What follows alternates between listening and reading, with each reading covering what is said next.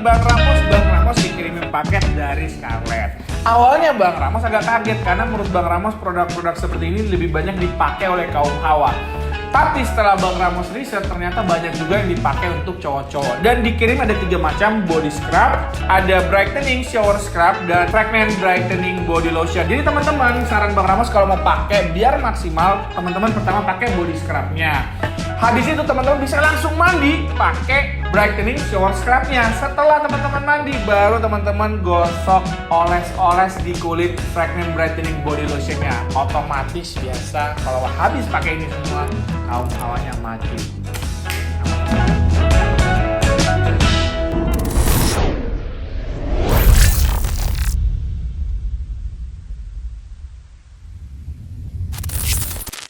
Halo teman-teman, kembali lagi dengan Bang Ramos. Dan kali ini Bang Ramos ditemani oleh seorang wanita yang sangat aduhai, yang sangat cantik, yang rambutnya wow, amazing. Siapa lagi kalau bukan?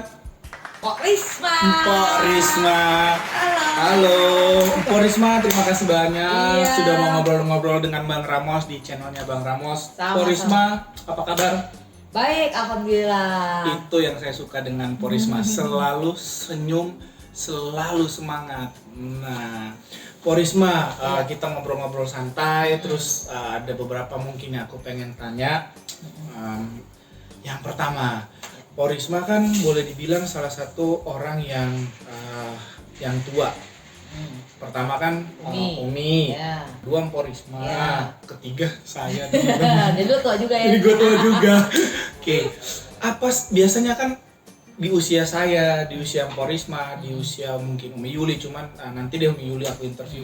Biasa kan usia-usia kita nih yang lebih udahlah santai, apalagi aku tahu Mpok Risma ini kalau dibilang buat lagi nyari-nyari yang lain kayaknya udah sangat settle teman-teman. Tapi aku tuh penasaran banget Mpok Risma, kenapa sih mau ngikut yang namanya kompetisi? Namanya kompetisi kan pasti stres pikiran, fisik, yang harusnya mungkin Mpok Risma mendingan gue jalan-jalan, mendingan ngelakuin masak, udahlah masak buat pasangan, buat anak, buat keluarga. Kenapa masih mau ikut MasterChef? Udah gitu kan tahu juga jurinya galak-galak.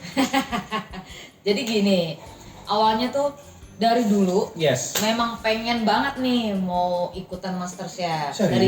Dari season pertama nih, sering nonton. Terus udah gitu cuman kan waktu itu udah ada kerjaan kan, jadi ngajar setiap hari gitu, dansa gitu ya.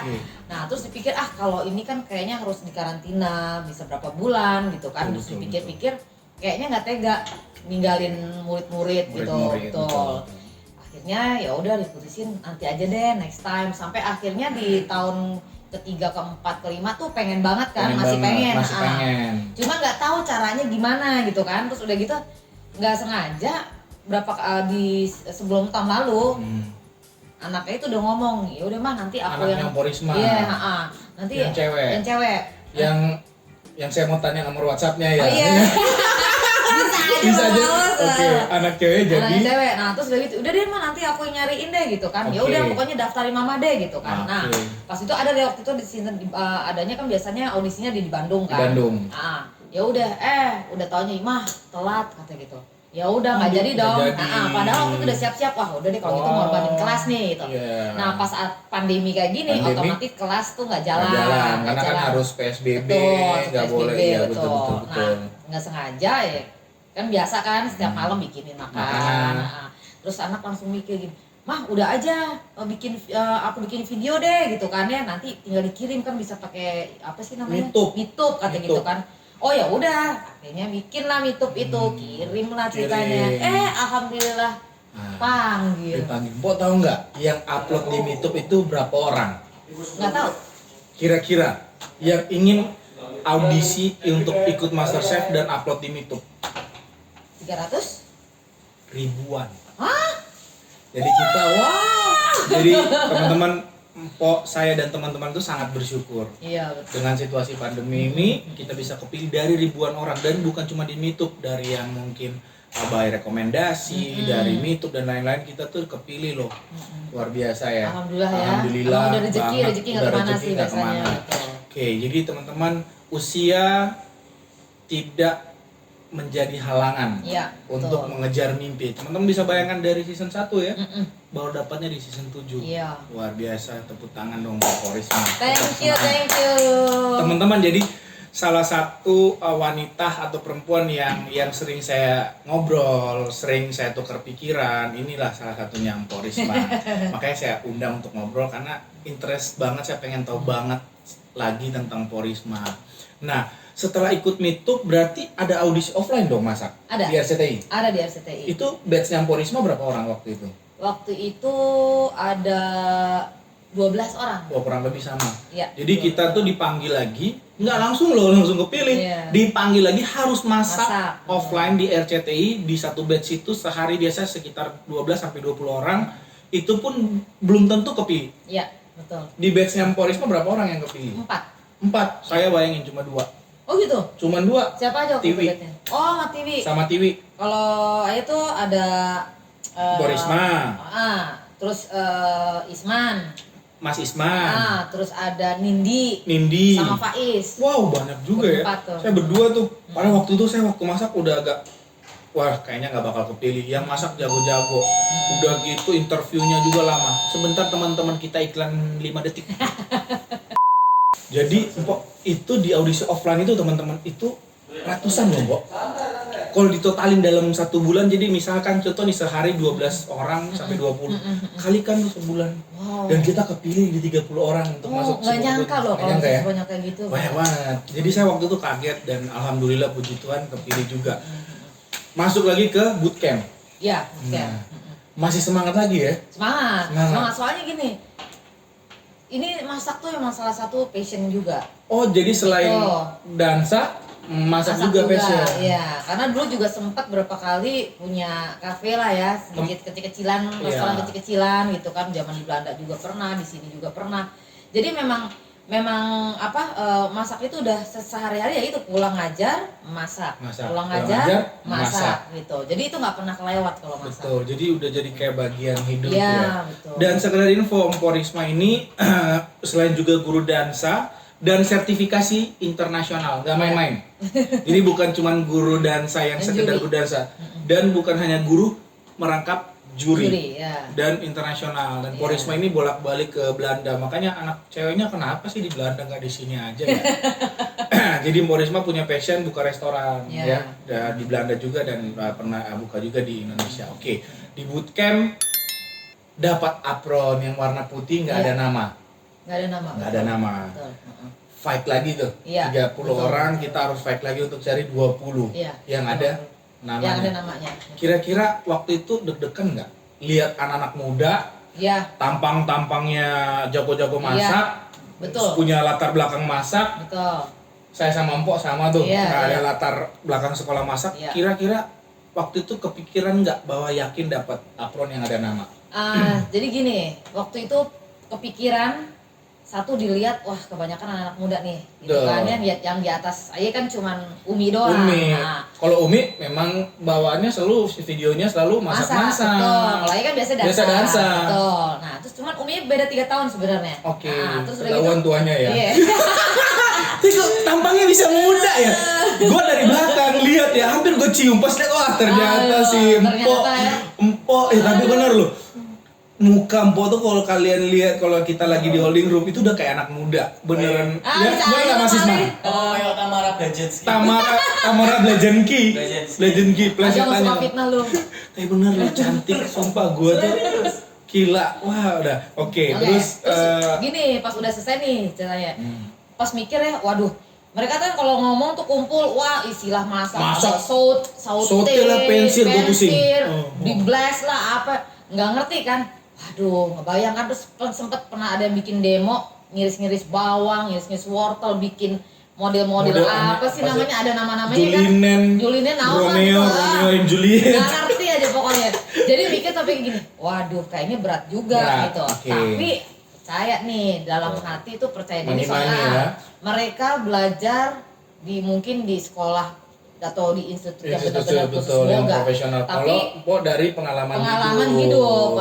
Karena biasanya kalau ibu-ibu kan apa aja yang ada di dapur apa yang di depan rumah ditanam hajar aja, ada apa harus bikin masakan enak. Dan itu enak. jadi yakinnya di situ gitu. Makanya buat teman-teman kalau mau cari pasangan, carilah pasangan yang bisa masak. Mau lebih komplit, masak dan bisa dansa. Udah masaknya enak, digoyangnya enak juga. Goyang dansanya. Aduh, benar. Tapi udah nggak boleh daftar, udah nggak boleh. Udah. Oke. Tang, Pok Risma dapat ini. Alhamdulillah, sampai kaget gue. Nah, dapat celemek yang ada nama Risma.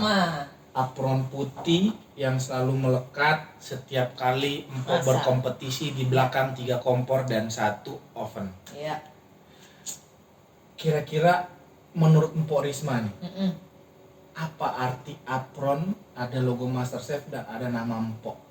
Artinya buat Empok. Artinya ini apa ya? Ini adalah yang sudah seperti berbulan-bulan kayak meninggalkan keluarga. Ini sekarang menjadi belahan jiwa gue.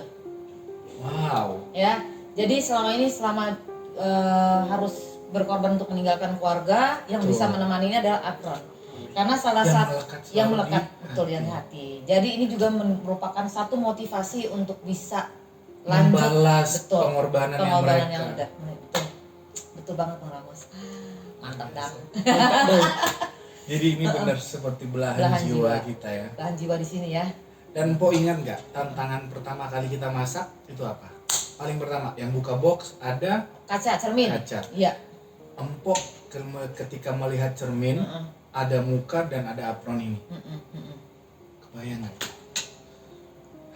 Luar biasa lah. Biasa ya? Tidak bisa dibayangkan dan tidak bisa pertama digunakan kali kata-kata. berkaca di dalam galeri di challenge pertama lagi. Iya, betul.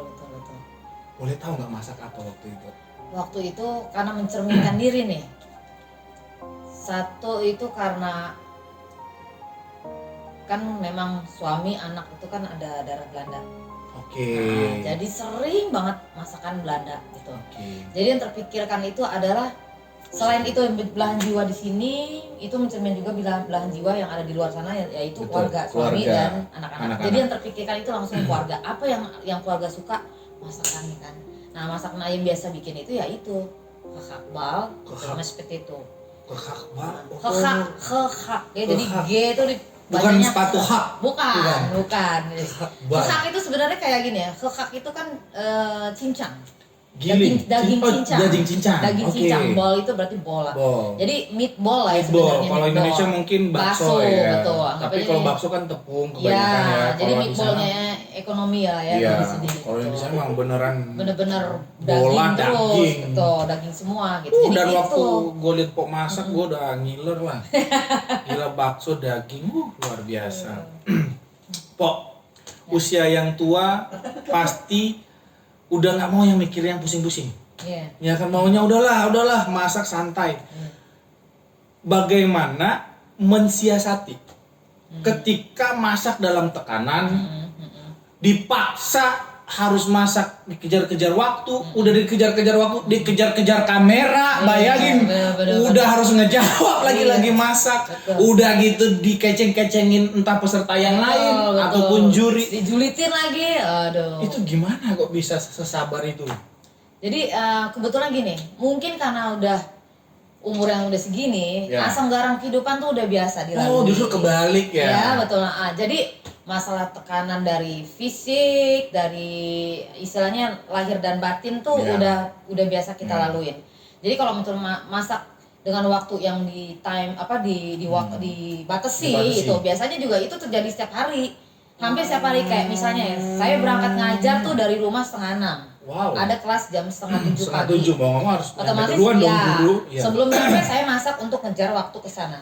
Masak buat keluarga, buat diri sendiri, karena mau ngajar. Iya, pulang juga gitu. Pulang kalau bisa sebelum jam makan malam, pulang masak dulu. Itu kan ngejar waktu makan juga kan, kayak gitu. Biasanya udah terbiasa. Udah terbiasa. Kalau masalah ada yang misalnya ada yang ngejulitin, kayak itu kan udah biasa dalam kompetisi pasti. Nah itu udah nggak ada masalah.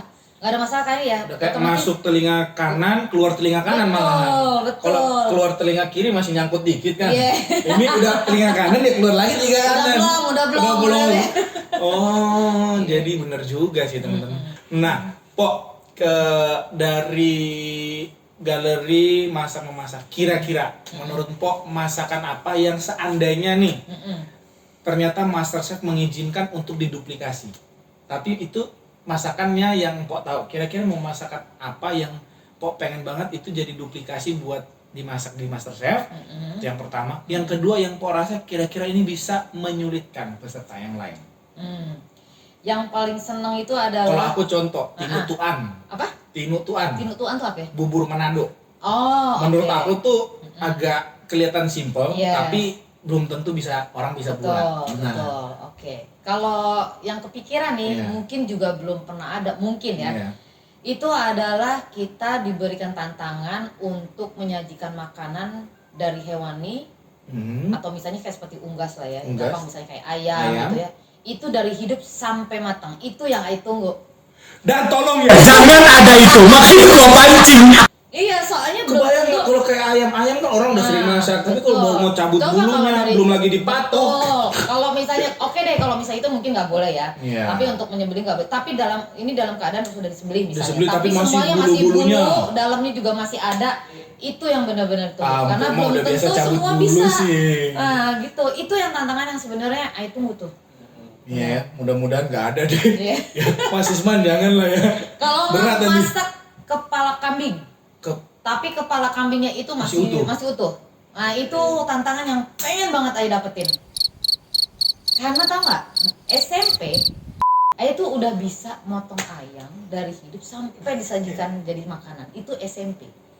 Jadi belajar masak itu memang dari mama gitu. Jadi dari kecil tuh, ayo teh, ini bantuin masak. Nah, dari masak kan, bantuin kan. Dilihat tuh, cuman ngulek doang. Tapi kan sambil diliatin, kalau ayam goreng bumbunya ini segini. Nah, karena udah sering, jadi setiap ini, kalau udah sering langsung dibilang, teh tolong bikinin bumbu ayam goreng. Gitu. Otomatis udah ingat, bumbunya ini. Nah itu, nah dari situlah jadi mulai senang masak. Terus kalau misalnya mama, kan kita dulu pernah piara kambing, ayam, ikan lele, ikan mas, segala macam. Itu sampai burung dara loh. Pok, tunggu dulu, boleh minum dulu nggak? Boleh. Boleh. Oke. Jangan ya, gue takut lo gugup ini dari kayak gini.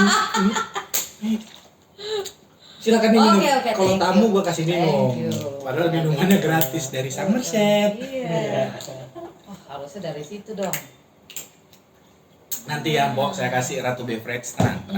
Kan aku janji mau masak di kebunnya Mpok. Oh iya benar, di hutan aja kita Di ya. hutan masak. Iya ya, bener juga ya. Belum ada kan? Belum pernah ada ya. Kebanyakan yang kayak udang hidup, mungkin ya lobster hidup. Itu udah biasa. Kambing kepala, pusing gua. Udah, karena pusing. belum tentu orang Salah semua nanya gua, ini salah lihat. nanya. Pusing gua. Tebak, kira-kira celemek siapa? Gak usah deh, lama-lama. Siapa ya? Celemeknya Bang Ramos dong. Abang kita ini. Iya. Ya abang kita di sini ya Bang Ramos ya. Kalau ini maminya, ini bapaknya. Bapaknya. Porisma, setelah kita ketemu, kita ngobrol, kita berkompetisi, boleh nggak cerita sedikit aja ketika melihat ini apa yang ada di pikiran dan hatimu? Pertama, yang saya lihat dari sosok seorang Bang Ramos. Ya. Pertama, tinggi Ya. badannya oke, ya. tatoan kayak laki aye, Asik. dan ganteng. Kayaknya cocok jadi anak mantu nih. Bercanda ya istriku tercinta. Antara Istriku diriku. bercanda ya. Oke, terus? Itu satu. Oke. Terus kedua, yang aku lihat walaupun badannya gitu, tapi kelihatan nggak terlalu banyak tingkah. Itu yang aku suka. Nggak juga, istilahnya ada kan cowok yang suka gosip sana, gosip sini gitu ya. betul. Dan Bang Ramos tuh orang yang lebih banyak sebagai seorang pendengar aja. Ini gue nggak karena cuman ada di Nggak ada Bang Ramos di rekayasa depan ya, gue ya, ya. enggak. Jadi gue orangnya senang, gue jujur ngomong aja gitu. Dan sering banget memberikan nasihat kalau ada teman-temannya, adik-adiknya tuh yang mau bertanya. Nggak hanya cuma soal masakan, tapi soal misalnya masalah pribadi ya. atau apa. Itu Jadi kita berdua ini kayak tong sampah sih Iya, sebenarnya. benar ya. Semua yang apa dikasih aja ya. Oke. gitu. Itu yang gue salut, dan lebih banyak fokus. Jadi kalau memang kita di sini untuk kompetisi, ya kita kompetisi gitu. Jadi nggak mau melibatkan semuanya yang ada di lingkungan ini gitu loh. Itu yang gue suka dari Bang Ramos. Salah satu peserta yang gue bener-bener panut ya, yang gue pantas panut adalah Bang Ramos. Oh, masa sih? Swear gue nggak bohong. Bener gue swear. Gue nggak mesti ngomong demi lo ya, tapi ya lah, jangan bersumpah ya. Aku nggak mau bersumpah, tapi memang jujur dalam hati yang paling dalam, gue sangat mengidolakan Bang Ramos. Thank you so much. Beruntunglah kau sama lah. Aku juga sangat mengidolakan Po. Udah seperti juga orang tua yang luar biasa semangatnya, nggak kalah sama yang muda-muda. Terima kasih Po. Sami-sami. Mudah-mudahan kita bisa fight terus di pertandingan galeri-galeri berikutnya ya. Amin.